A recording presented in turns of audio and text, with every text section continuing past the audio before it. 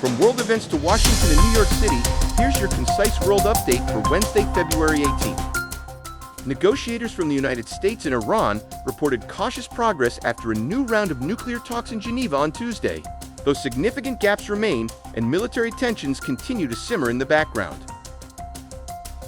Negotiators from Ukraine and Russia concluded the first of 2 days of U.S.-mediated peace talks in Geneva on Tuesday, as President Donald Trump pressed both sides to move quickly toward an agreement to end the four-year war. A brief statement from the office of Turkish President Tayyip Erdogan sparked concern in the UAE on Tuesday after it said a planned visit to Abu Dhabi had been canceled due to the health of UAE President Mohammed bin Zayed Al Nahyan. Hezbollah on Tuesday rejected the Lebanese government's decision to give the army at least 4 months to advance the second phase of a nationwide disarmament plan, saying it would not accept what it views as a step that benefits Israel. An 18-year-old man was arrested Tuesday after running toward the U.S. Capitol carrying a loaded shotgun. U.S. Department of Homeland Security spokeswoman Tricia McLaughlin said Tuesday she will leave the administration, a move that comes as public support for President Donald Trump's immigration crackdown has declined. U.S. Immigration and Customs Enforcement cannot reattain Kilmer Abrego Garcia because the 90-day detention window has expired and the government lacks a realistic plan to deport him. At least 4 people were killed Tuesday in a massive pileup involving more than 30 vehicles on Interstate 25 in Colorado, after high winds kicked up heavy dust that reduced visibility to near zero. The White House on Tuesday rejected Democrats' latest proposal to end the partial government shutdown, saying the two sides remain pretty far apart from a deal. Senate Republicans say efforts to hit the campaign trail ahead of the midterm elections have been repeatedly disrupted, and Senate Majority Leader John Thune argues Democrats are responsible.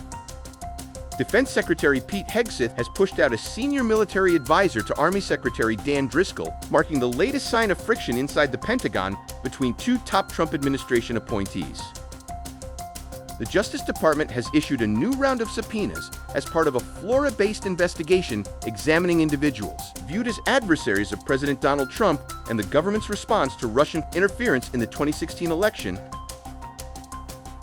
Mayor Zoran Mamdani on Tuesday delivered an ultimatum to Governor Kathy Hochul. If Albany refuses to raise taxes on the wealthiest New Yorkers and corporations, as the governor has repeatedly declined to do, City Hall will move forward with a steep property tax hike.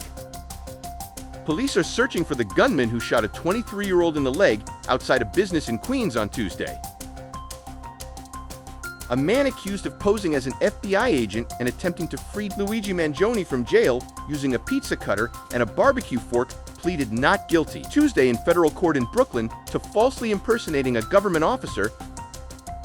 Governor Kathy Hochul said that the Trump administration has released just over half of the $205 million in Gateway tunnel funding it froze in October, but warned that construction will not fully resume until the remaining funds are restored.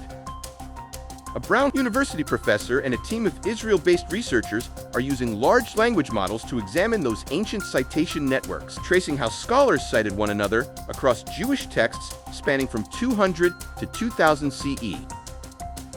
U.S. stocks ended slightly higher Tuesday after a volatile session as Apple shares climbed more than 3% following a report that the company is accelerating development of wearable devices with artificial intelligence features.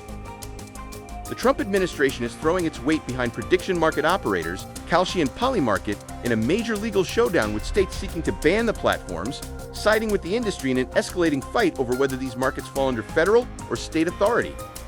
From the Middle East to Wall Street, you're up to date.